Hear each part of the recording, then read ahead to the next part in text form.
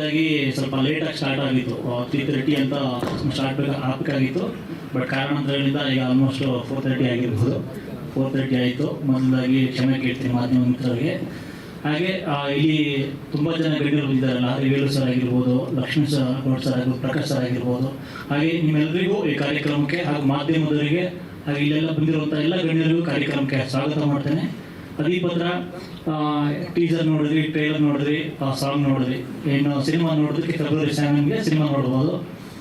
ಈಗಾಗಲೇ ಟ್ರೈಲರ್ ನೀವು ಸೋಷಿಯಲ್ ಮೀಡಿಯಾದಲ್ಲಿ ಆಗ್ಬೋದು ಅಥವಾ ಬೇರೆ ಆಗಿರ್ಬೋದು, ಒಳ್ಳೆಯ ರೀತಿಯ ರೆಸ್ಪಾನ್ಸ್ ಬಂದಿದೆ. ಸಿನಿಮಾಕ್ಕೂ ಕೂಡ ಫೆಬ್ರವರಿ 7 ಸಿನಿಮಾ ರಿಲೀಸ್ ಆಗ್ತಿದೆ.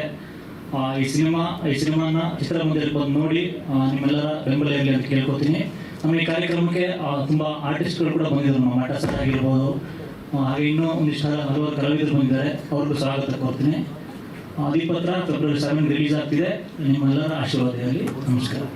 ಸ್ವಾದಿಷ್ಟತೆಯ ಸ್ವಾದ, ತಾಜಾತನದ ಆಹ್ಲಾದ, ಉತ್ತಮ ಆರೋಗ್ಯ ಮತ್ತು ಹೆಚ್ಚಿನ ರೋಗ ನಿರೋಧಕ ಶಕ್ತಿಯ ವೃದ್ಧಿಗೆ ಈಗ ನಿಮಗೆ ಸಿಗುತ್ತಿದೆ ಉತ್ತಮ ಗುಣಮಟ್ಟದ ಪೌಷ್ಟಿಕಾಂಶ.